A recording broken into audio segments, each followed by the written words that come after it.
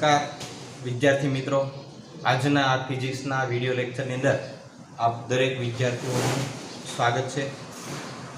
छेल्ला विडियो लेक्चरनी अंदर आपणे सोलेनोइडनी अक्ष अने एनी विषुवरेखा पर चुंबकीय क्षेत्रनुं सूत्र छे आपणे मेळव्युं हतुं। बराबर, सोलेनोइडने समतुल्य रूपे आपणे गजगियो चुंबक जोयो हतो अने एना आधारे આપણે એની અક્ષ અને વિષુવરેખા આગળ ચુંબકીય ક્ષેત્રનું સૂત્ર છે મેળવ્યું। જે રીતે આપણે વિદ્યુતના કિસ્સામાં વિદ્યુત ડાયપોલની અક્ષ અને એની વિષુવરેખા ઉપર વિદ્યુત ક્ષેત્ર મેળવ્યા થાય, એવી રીતે અહીંયા ચુંબકી ડાયપોલ અથવા તો સોલેનોઇડ માટે પણ આપણે ચુંબકીય ક્ષેત્રનું સૂત્ર મેળવ્યું। બરાબર ને, એ બંને એકબીજાને મળતા આવતા હતા। બરાબર, આજે આપણે નિયમિત ચુંબકીય ક્ષેત્રમાં દ્વિધ્રુવી અથવા તો જેને આપણે ડાયપોલ કહીએ છીએ, गुजराती में एने द्विध्रुवी कहीए छीए, इंग्लिश में कहूँ तो डायपोल, बे ध्रुवो होय। तो जे रीते विद्युतनी अंदर विद्युत डायपोल एवी रीते चुंबकनी अंदर शुं होय छे चुंबकीय डायपोल। विद्युत में प्लस क्यू अने माइनस क्यू विद्युत भारो होय, चुंबकनी अंदर एस अने एन एटले के साउथ अने नॉर्थ ध्रुवो होय। बराबर, आपणे सरखामणी करीए तो एक बाजु विद्युत डायपोल, पहेला आपणे सरखामणी जोई लईए विद्युत डायपोल, बराबर, અને આ બાજુ ચુંબકીય ડાયપોલ।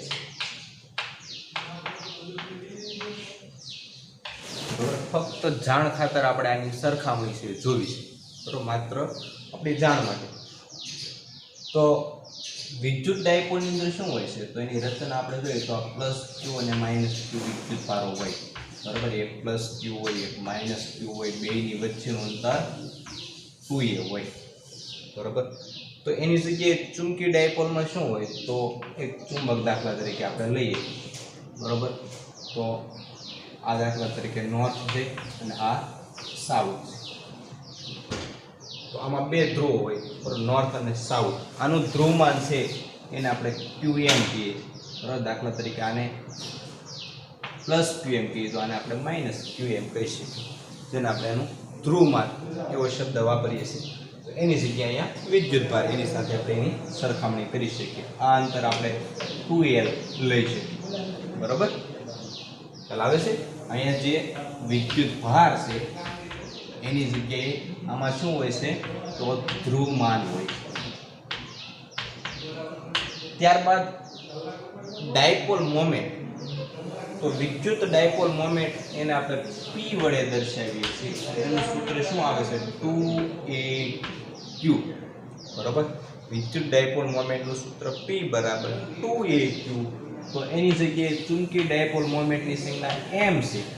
बराबर, एनुं सूत्र शुं आवशे तो एनुं सूत्र आवशे 2LQM। बराबर, 2LQM, ज्यां QM छे ए ध्रुवमान छे। बराबर, तो आ बंनेनी डायपोल मोमेंटना सूत्र। त्यारबाद डायपोल मोमेंट से सदिश राशि है। विद्युत डायपोल मोमेंट और चुंबकीय डायपोल मोमेंट बंने केवी राशिओ सदिश राशिओ है। तो एनी दिशा कई लेवामां आवे छे, तो आपने ख्याल है कि विद्युत डायपोल मोमेंटनी दिशा आपणे माइनस थी प्लस क्यू तरफ लई आवी। बराबर, पी नी दिशा, पी नी दिशा आपणे कई लईए तो ऋण थी धन तरफ, माइनस क्यू वीजभार थी प्लस क्यू वीजभार तरफ। एवी रीते चुंबकीय डायपोल में कई दिशा लेवामां आवशे तो एमां साउथ थी नॉर्थ तरफ लेवामां आवे छे। हमेशा कई याद राखवानुं, साउथ थी नॉर्थ तरफ। चुंबकीय डायपोल मोमेंटनी दिशा साउथ थी कई हशे नॉर्थ तरफनी हशे। बराबर, तो आ एक एनी आपणे सरखामणी खास छे जोवानी हती। हजी आनी अंदर आपणे घणा बधा एनी बे वच्चेना साम्यताओ लखी शकीए। दाखला तरीके आमां अक्ष उपरनुं सूत्र क्यू आवे, आमां अक्ष उपरनुं क्यू आवे। तो दाखला तरीके आपणे लखीए तेम लखी शकीए कि आमां अक्ष पर चुंबकीय विद्युत क्षेत्र, तो विद्युत क्षेत्र E बराबर शुं आवशे। बराबर, तो आमां 2kP ना छेदमां r घन आवशे, 2kP ना छेदमां r घन, अथवा k ની જગ્યાએ 1/4πε0 પણ લખી શકીએ। બરાબર, તો 2p ના છેદમાં 4πε0 r ઘન આવશે। જ્યારે એની જગ્યાએ આમાં અક્ષ ઉપર શું આવશે, અક્ષ ઉપરનું ચુંબકીય ક્ષેત્ર જેને આપણે b વડે દર્શાવીએ તો b બરાબર હમણાં જ આપણે કાલે આવ્યું। बराबर, b बराबर શું આવશે તો μ0 * 2μ0m ના છેદમાં 4πr નો ઘન આવશે। બરાબર, જે બંને પણ એકબીજા સાથે સામ્યતા ધરાવતા સૂત્રો જ આપણને મળે છે। દાખલા તરીકે આપણે સરખામણી કરવી ને તો આ રીતે કરી શકાય કે 2p બરાબર. તો અહીંયા 2m બરાબર 2m 2p 2 અને m બરાબર. આર્ગનની સરખામણી આર્ગન સાથે કરો બરાબર. આ 4π ની સરખામણી 4π સાથે કરો તો μ0 ની સરખામણી કોની સાથે થાય 1/ε0 સાથે થાય. એટલે બંને સમીકરણો છે એ મળતા આવે છે તો સમાન છે બરાબર. ખાલી રાશિઓ બદલાય છે. વિષુવ રેખા ઉપર મેળવવું તો એ આપણે આગળ મેળવ્યું હતું. વિષુવ રેખા ઉપર તો વિષુવ રેખા પર અક્ષ ઉપર હોય ને એની કરતાં કેટલું હોય અડધું હોય બરાબર. વિદ્યુત ક્ષેત્રમાં શું આવશે તો કેપીના છેદમાં આર ઘન બરાબર. નિશાની સાથે લખવું તો માઇનસ કેપીના છેદમાં આર ઘન પણ આપણે અહીં સદિશ નથી લખતા અદિશ સૂત્ર લખીશું કેપીના છેદમાં આરનો ઘન અથવા તો 1/4πε0 પીના છેદમાં આર ઘન આવશે. આમાં વિષુવ રેખા ઉપર શું આવશે ચુંબકીય ક્ષેત્રમાં તો વિષુવ રેખા પરનું ચુંબકીય ક્ષેત્ર મેળવવું હોય તો એ શું આવશે તો એ આના આધારે આપણે લખી શકીએ કે જેમ વિદ્યુત ડાયપોલમાં અક્ષ કરતા વિષુવ રેખાનો અડધો હોય એમ ચુંબકીય ડાયપોલમાં અક્ષ કરતા વિષુવ રેખાનો અડધો એટલે આની કરતા અડધો એટલે કેટલું થાય તો b બરાબર μ0 m ના છેદમાં 4π r બરાબર. તો આટલી સરખામણીઓ છે આપણે વિદ્યુત ડાયપોલ અને ચુંબકીય ડાયપોલ માટે યાદ રાખવાની છે બરાબર. હવે આપણે ચુંબકીય ડાયપોલ બરાબર એને આપણે ભ્રમણ કરાવવાનું છે ચુંબકીય ક્ષેત્રમાં. નિયમિત ચુંબકીય ક્ષેત્રમાં આપણે ચુંબકીય ડાયપોલને ભ્રમણ કરાવવાની છે બરાબર. એની માટે આપણે એની પર ટોર્ક લગાડવું પડશે અને એના કારણે આપણે ચુંબકીય ક્ષેત્રનું અને એના આવર્તકાળનું બરાબર ભ્રમણ કરાવશું એટલે દોલનો કરશે. ચુંબકીય ડાયપોલ છે તમે એમ ફેરવશો મૂળ સ્થિતિમાં આવવા માટે પ્રયત્ન કરશે એના કારણે દોલનો થશે અને દોલનોનો જે આવર્તકાળ છે આવર્તકાળનું સૂત્ર આપણે મેળવવું છે. ત્યારબાદ ચુંબકીય ક્ષેત્ર કેટલું છે એનું પણ આપણે સૂત્ર સહી મેળવવું છે અને ત્યારબાદ આપણે ચુંબકીય ડાયપોલની સ્થિતિ ઉર્જાનું સૂત્ર પણ મેળવીશું. તો એક પછી એક આપણે દરેક સૂત્ર છે. હવે ધારો કે કોઈ એક ચુંબકીય ડાયપોલ છે એને આપણે નિયમિત ચુંબકીય ક્ષેત્રમાં મૂકેલી છે. દાખલા તરીકે આ નિયમિત ચુંબકીય ક્ષેત્ર છે. કોઈ ચોક્કસ દિશામાં આપણે નિયમિત ચુંબકીય ક્ષેત્ર બી છે લાગુ પાડેલું છે બરાબર. અને આ નિયમિત ચુંબકીય ક્ષેત્રની અંદર આપણે એક ડાયપોલને દાખલા તરીકે થીટા એંગલે મૂકેલી છે બરાબર. ડાયપોલ છે કેટલા એંગલે થીટા. દાખલા તરીકે આ સાઉથ છે નોર્થ છે બરાબર. એટલે ડાયપોલ મોમેન્ટની દિશા સાઉથથી નોર્થ એટલે આ દિશામાં થશે. તો એની જે ડાયપોલ મોમેન્ટ છે બરાબર એ આ જે ચુંબકીય ક્ષેત્ર સાથે જે એંગલ બનાવે છે એંગલ કેટલો છે થીટા છે. આપને ખ્યાલ છે કે હંમેશા ચુંબકીય ડાયપોલ છે એ ક્ષેત્રને સમાંતર રહેવાનો પ્રયત્ન કરતી હોય છે બરાબર. તો હવે આપણે એ જે ચુંબકીય ડાયપોલ છે દ્વિધ્રુવી છે એને આપણે અહીંથી ભ્રમણ આપવું છે બરાબર. એને આપણે એકદમ ફેરવ્યું છે તો એની માટે આપણે બહારથી કોઈ બાહ્ય બળ આપવું પડશે. એના કારણે શું લાગશે ટોર્ક લાગશે. એ ટોર્ક જે છે ને એને આપણે આવર્તન ટોર્ક કહીએ છીએ બરાબર. એ ટોર્કને આપણે શું નામ આપીએ છીએ આવર્તન ટોર્ક. અને એ જે મૂળ સ્થિતિમાં આવવાનો જે પ્રયત્ન કરે ને એ ટોર્કને આપણે પુનઃસ્થાપક ટોર્ક કહીએ છીએ.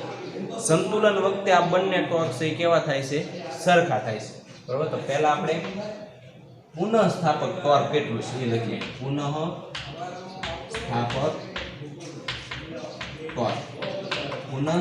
ટોર્ક કેટલું છે એટલે પુનઃસ્થાપક ટોર્કનું આપણી પાસે સૂત્ર છે બરાબર કે ડાયપોલ ઉપર લાગતું ટોર્ક કેટલું છે તો ટોર્ક બરાબર m ક્રોસ b. સૂત્ર કયું છે ટોર્ક બરાબર m ક્રોસ b.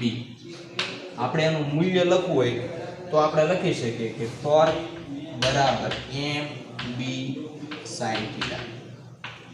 આને સમીકરણ નંબર 1 આપી દઈએ. આ જે છે ને એ પુનઃસ્થાપક ટોર્ક એટલે આપણે જે ટોર્ક લગાડીએ ને ફેરવવા માટે જે ટોર્ક લગાડીએ બરાબર હાથ વડે અહીંથી એમ ફેરવશું આને તો એની માટે જે આપણે ટોર્ક લગાડીએ એની કરતાં વિરુદ્ધ દિશામાં જે ટોર્ક લાગે ને મૂળ સ્થિતિમાં આવવા માટે એ ટોર્કને આપણે પુનઃસ્થાપક ટોર્ક કહીએ છીએ. હવે આપણે જે ટોર્ક લગાડીએ એ ટોર્ક કેટલો છે બરાબર. તો દાખલા તરીકે અહીં જે આપણે ચુંબકીય ડાયપોલ મોમેન્ટ લીધી છે બરાબર. ચુંબકીય ડાયપોલ જે લીધી એની પર જે આપણે ટોર્ક લગાડીએ છીએ બરાબર. તો એની ચુંબકીય ચાક માત્રા દાખલા તરીકે જડત્વની ચાક માત્રા દાખલા તરીકે આય છે. જડત્વની ચાક માત્રા આપણે 11મા ધોરણની અંદર ભણી ગયા બરાબર. તો જડત્વની ચાક માત્રા જો આય હોય તો આવર્તન ટોર્ક કેટલું થાય આવર્તન તો એનું સૂત્ર છે ટોર્ક બરાબર આય આલ્ફા બરાબર. 11મા ધોરણનું ચાક ગતિ ચેપ્ટર કે એમાં કોઈ પણ પદાર્થ છે ચાક ગતિ કરતો હોય તો એના કારણે એનો પ્રવેગ છે કોણીય પ્રવેગ છે જો આલ્ફા હોય તો એની જડત્વની ચાક માત્રા I હોય, દાખલા તરીકે આનો કોણીય પ્રવેગ આલ્ફા છે, બરોબર, અને એની જડત્વની ચાક માત્રા I છે, તો ટોર્ક કેટલું થાય? તો ટોર્ક બરાબર I આલ્ફા જેટલું થાય. અને સમીકરણ નંબર આપણે આપી દઈએ 2. હવે સંતુલન વખતે બરોબર જ્યારે સંતુલનની સ્થિતિ હશે ને ત્યારે પુનઃસ્થાપક ટોર્ક અને આવર્તન ટોર્ક આ બંને ટોર્ક કેવા થાય છે? સરખા થાય છે, બરોબર. સંતુલન સમયે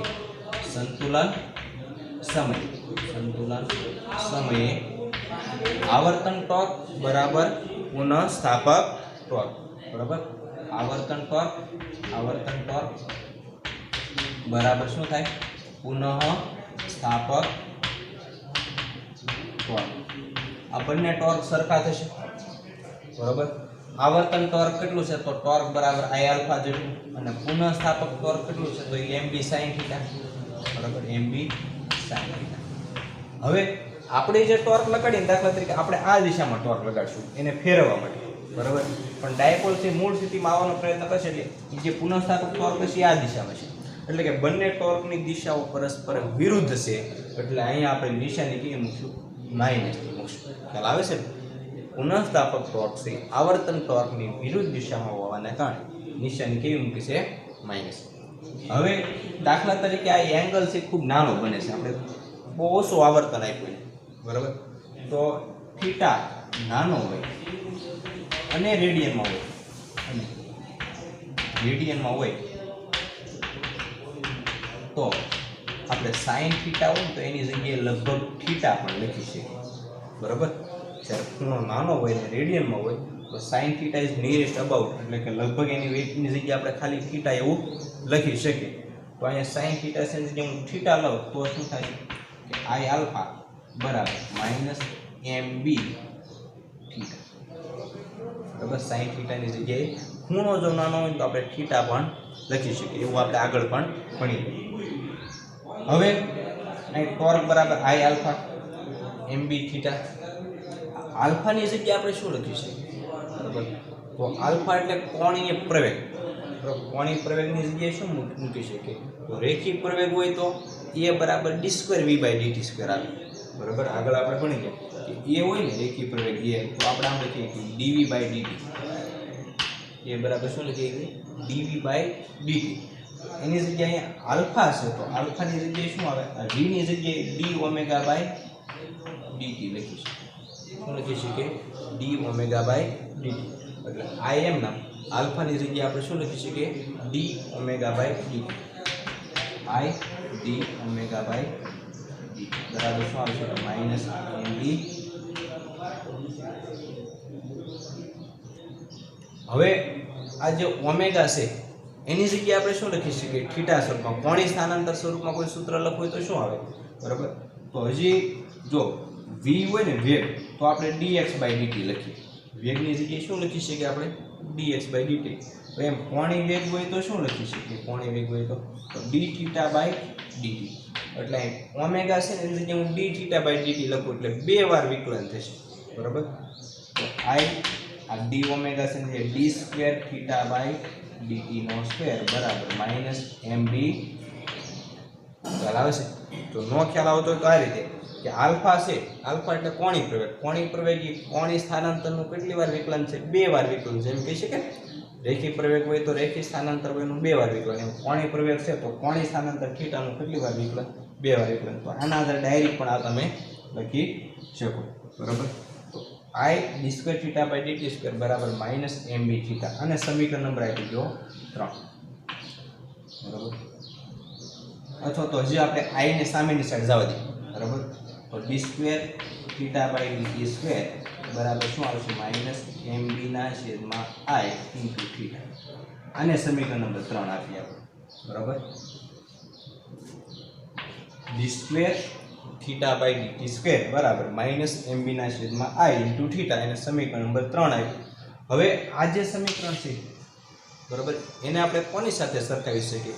તો 11મા ધોરણની અંદર આપણે દોલનનો ચેપ્ટર ભણી ગયા, એમાં સરળ આવર્ત ગતિ કરતા પદાર્થ માટે એને સરળ અવગતિનું વિકલ સમીકરણ આપણે ભણી ગયા. કયું સમીકરણ ભણી ગયા? તો d2y/dt² બરાબર -ω²y આ સરળ આવર્તગતિનું વિકલ સમીકરણ છે. બરાબર, સરળ આવર્તગતિ દોલનો ચેપ્ટર છે આપણે યાદ કરીએ તો એમાં આવું સમીકરણ આવ્યું હતું d2y/dt² બરાબર -ω²y. તો હવે જો આ સમીકરણને આપણે આ સમીકરણ સાથે સરખાવી શકીએ, એના જેવું જ સમીકરણ મળે છે. અહીં d2θ/dt² છે, જગ્યાએ d2y/dt². આમાં રેખીય સ્થાનાંતર આવે તો અહીંયા કોણીય સ્થાનાંતર આવે છે θ. બરોબર, અહીંયા y છે, y ની સરખામણી આપણે θ સાથે કરીએ. જો અહીં d2y છે તો y ની સરખામણી આપણે θ સાથે કરીએ તો જમણી બાજુ બરાબરની જમણી બાજુ આ θ ની સરખામણી આપણે y સાથે કરીએ તો આ માઈનસ ની સરખામણી માઈનસ સાથે. તો હવે વધ્યું શું? આ બે સમીકરણની અંદર શું વધશે? આમાં mb ના છેદમાં i અને આમાં શું વધ્યું? ω² વધ્યું. તો એનો મતલબ જો ω² ની સરખામણી આપણે કોની સાથે કરી શકીએ? mb ના છેદમાં i સાથે. ખ્યાલ આવ્યો? પહેલા તો આપણે આ બે સમીકરણ સરખાવી શકીએ. આ સરળ આવર્તગતિનું વિકલ સમીકરણ છે, એનો મતલબ એ છે કે આ પણ સરળ આવર્તગતિ થશે. આમાં પણ આ ડાયપોલ છે દોલનો કરશે, તમે આમ કરી મૂકી દેશો, થીટા કોણે ભ્રમણાવી મૂકશો એટલે મૂળ સ્થિતિમાં આવવાનો પ્રયત્ન કરશે અને દોલનો ચાલુ થઈ જશે. તો આ સરળ આવર્તગતિ છે એમ પણ કહી શકાય. બે સમીકરણને સરખાવી તો થીટાની સરખામણી y સાથે કરો તો આ જે પદ આવ્યું mb ના છેદમાં i એ આખા પદની સરખામણી આ ω² આરે થાય. બરોબર, તો હવે ω² બરાબર શું લખી શકાય? mb ના છેદમાં i લખી શકીએ. બે બાજુ વર્ગમૂળ લઈએ તો ω² નું થશે ω. બરોબર, અને આ બાજુ રૂટમાં mb ના છેદમાં i. હવે આવર્તકાળનું સૂત્ર મેળવવું હોય તો ઓમેગાની જગ્યાએ આપણે શું મૂકી શકીએ? 2π/t મૂકી શકીએ. તો એની જગ્યાએ હું 2π ના છેદમાં t મૂકી દઉં. બરાબર, તો આ બાજુ શું થશે? રૂટમાં mb ના છેદમાં i. તો હવે આવર્તકાળના સૂત્ર મેળવવા માટે એને કરતા બનાવીએ તો t બરાબર આવશે, t ને સામે ચાલે લો, આ પદ છે ને આ બાજુ લાવો તો t બરાબર 2π રૂટમાં i ના છેદમાં mb. આ આપણને આવર્તકાળનું સૂત્ર મળ્યું કે ભાઈ જે ચુંબકી ડાયપોલ છે જે દોલનો કરે છે, દોલનોનો આવર્તકાળ કેટલો છે? તો t બરાબર 2π રૂટમાં i ના છેદમાં mb. તો આ સૂત્ર આપણે યાદ રાખવાનું છે, કારણ કે આની ઉપર આધારિત દાખલાઓ પણ આપણે આગળ ગણવાના આવશે. તો t બરાબર 2π રૂટમાં i ના છેદમાં mb જેનો આવર્તકાળ છે એ દર્શાવે છે.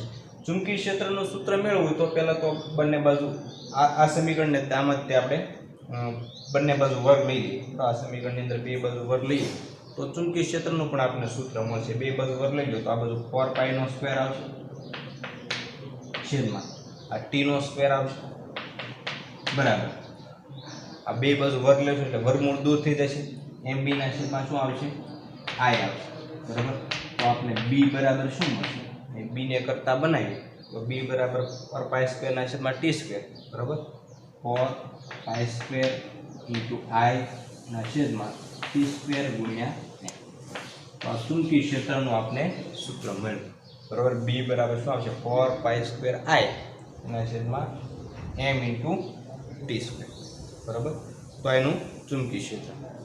ખાસ આવર્તકાળનું સૂત્ર તમને યાદ હશે તો એના આધારે ચુંબકી ક્ષેત્રનું સમીકરણ તમે જાતે પણ મેળવી શકશો. બરાબર, તો આ રીતે ચુંબકી ડાયપોલ, બરાબર, એની અંદર આપણે એના આવર્તકાળનું સૂત્ર કે જે દોલનો કરે છે એનો આવર્તકાળ છે કેટલો હોય, બરાબર, એનું સમીકરણ છે આપણે મેળવ્યું. આગળ આપણે ચુંબકી ડાયપોલની સ્થિતિ ઉર્જાનું પણ સૂત્ર છે મેળવવાનું છે. બરાબર, પણ એ પહેલાં ફરી વખત સૂત્ર મેળવવા માટે શું કરશું આપણે? તો બે ટોર્ક છે, પુનઃસ્થાપક ટોર્ક અને આવર્તન ટોર્ક બેને સરખાવી દઈશું. આગળ નિશાની માઇનસ આવશે કારણ કે વિરુદ્ધ દિશામાં હોય. બરાબર, sin θની જગ્યાએ થીટા ધારી લઈશું અને પછી આનું સાદુરૂપ આપશું અને આ જે સમીકરણ મળશે આલ્ફાની જગ્યાએ d2θ/dt² મૂકીને જે સમીકરણ મળશે એને આપણે સરળ આવર્તગતિના સમીકરણ સાથે સરખાવશું અને પછી એના આધારે ω² બરાબર શું મૂકશું? mb ના છેદમાં i અને એના આધારે આવર્તકાળનું સૂત્ર આપણે મળશે. તો હવે આપણે ડાયપોલ માટે એની સ્થિતિ ઉર્જા, ચુંબકી ડાયપોલની સ્થિતિ ઉર્જાનું સૂત્ર છે એ ચુંબકી ડાયપોલની સ્થિતિ ઉર્જા. હવે હમણાં આપણે જોઈ પ્રમાણે નિયમિત ચુંબકી ક્ષેત્રમાં એક ડાયપોલને મૂકવામાં આવી છે થીટા જેટલા કોણેની. ચુંબકી ડાયપોલ મોમેન્ટનો ચુંબકી ક્ષેત્ર સાથેનો ખૂણો કેટલો છે? થીટા. હવે આપણે જે ચુંબકી ડાયપોલને થીટા કોણે ભ્રમણ આપશું, બરાબર, એટલે કંઈક કાર્ય કરવું પડશે અને જે કંઈ કાર્ય કરીએ છીએ એ એની અંદર સ્થિતિ ઉર્જા સ્વરૂપે સંગ્રહ પામે છે. બરાબર, એટલે હકીકતમાં સ્થિતિ ઉર્જા એટલે એક પ્રકારનું કાર્ય, તેને ભ્રમણ આપવા માટે જે કંઈ આપણે કાર્ય કરવું પડે. બરાબર, પહેલા દાખલા તરીકે ડી થીટા જેટલું ભ્રમણ આપવું હોય તો એની માટે કેટલું કાર્ય કરવું પડે? તો કાર્ય બરાબર શું આવે? ટોર્ક ગુણ્યા કોણીય સ્થાનાંતર. હકીકતમાં કાર્ય બરાબર ડબલ્યુ બરાબર શું આવશે? તો ચાક ગતિ હોય તો એની અંદર કાર્ય એટલે શું થાય? રેખી ગતિ હોય તો કાર્ય એટલે બળ ગુણ્યા સ્થાનાંતર. અહીંયા બળની જગ્યાએ ટોર્ક અને ગુણ્યા સ્થાનાંતર. તો દાખલા તરીકે પહેલા આપણે સૂક્ષ્મ સ્થાનાંતર કરાવ્યું ડી થીટા, તો ડી થીટા થશે. સૂક્ષ્મ સ્થાનાંતર કરાવશું એટલે કાર્ય પણ આપણે કેટલું મળવાનું? સૂક્ષ્મ મળવાનું, જેને આપણે ડી ઓમેગા કહેશું. હવે કુલ કાર્ય આપણે મેળવવું હોય તો આ જે સૂક્ષ્મ કાર્ય મળ્યું એનું સંકલન કરવું પડશે. એનો સરવાળો કરશો તો કુલ કાર્ય મળશે. એટલે કુલ કાર્ય ડબલ્યુ બરાબર શું આવે? સંકલન ઓફ ડી ડબલ્યુ થાય. બરાબર, અને ડી ડબલ્યુની જગ્યાએ આપણે શું મૂકશું? Torque into D theta. બરાબર, તો કુલ કાર્ય મળશે. કુલ કાર્ય છે એને આપણે એની શું કરશું? સ્થિતિ ઉર્જા. એટલે હવે એની જગ્યાએ આપણે યુ લખશું અને જે કંઈ કાર્ય થાય છે એની અંદર સ્થિતિ ઉર્જા સ્વરૂપે સંગ્રહ પામે છે. હવે ટોર્કની જગ્યાએ આપણે શું મૂકી શકીએ? તો ટોર્કની જગ્યાએ આપણી પાસે સૂત્ર છે એમ બી સાઇન થીટા. ટોર્કની જગ્યાએ મૂકી દઉં એમ બી સાઇન ઇન્ટુ ડી.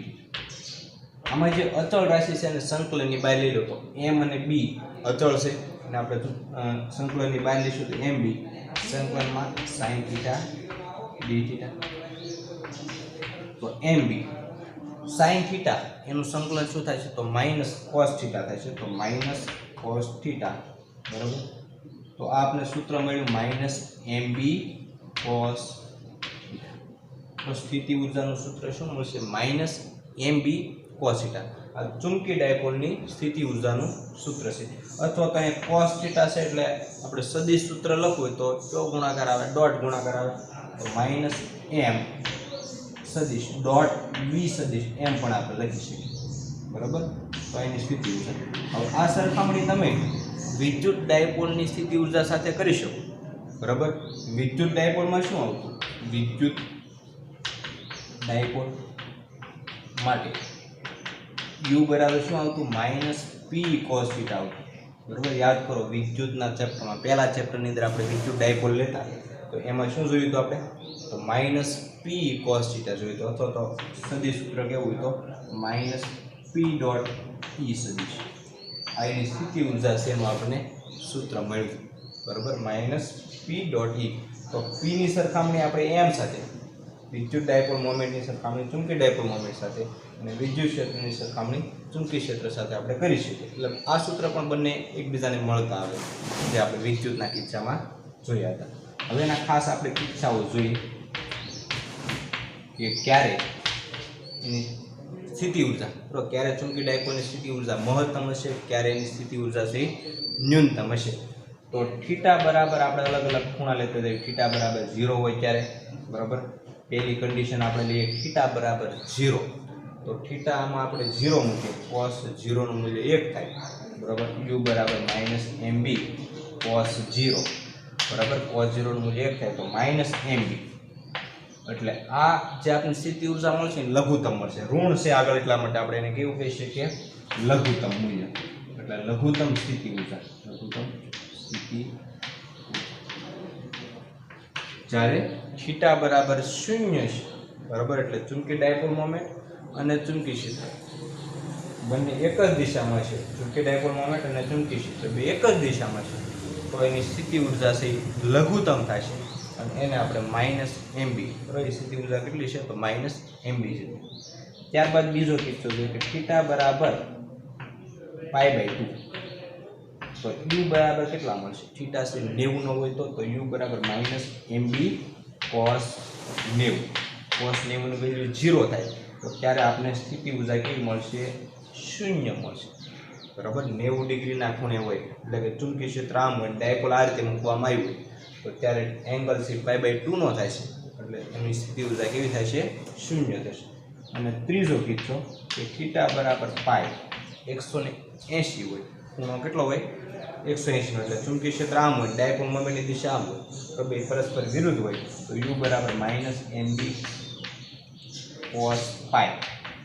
cos પાઈની વેલ્યુ -1 થાય, માઇનસ ને આ માઇનસ પ્લસ થઈ જાય એટલે આપણે કેટલી મળે mb મળે. પ્લસ mb છે એનો મતલબ છે મહત્તમ છે, તો ત્યારેની સ્થિતિ ઊર્જા કેવી છે મહત્તમ હશે, મહત્તમ સ્થિતિ ઊર્જા. બરોબર, તો આ એના જુદા જુદા કિસ્સાઓ કે ક્યારે સ્થિતિ ઊર્જા લઘુત્તમ હોય, ક્યારે શૂન્ય હોય અને ક્યારે મહત્તમ હોય. આ અલગ અલગ એંગલ પણ આપણે યાદ રાખશું, ઘણી વખત આની ઉપર આધારિત એમસીક્યુ પણ પૂછાતા હોય છે. તો આ રીતે આપણે ડાયપોલની ચુંબકી ડાયપોલની સ્થિતિ ઊર્જા છે એનું સૂત્ર તાર્યું અને એના આધારે એના કિસ્સાઓ આપણે જોઈએ. આની ઉપર આધારિત દાખલાઓ છે આપણે હવે આગળના વિડીયો લેક્ચરની અંદર જોઈશું. ચાલો એટલે સુધી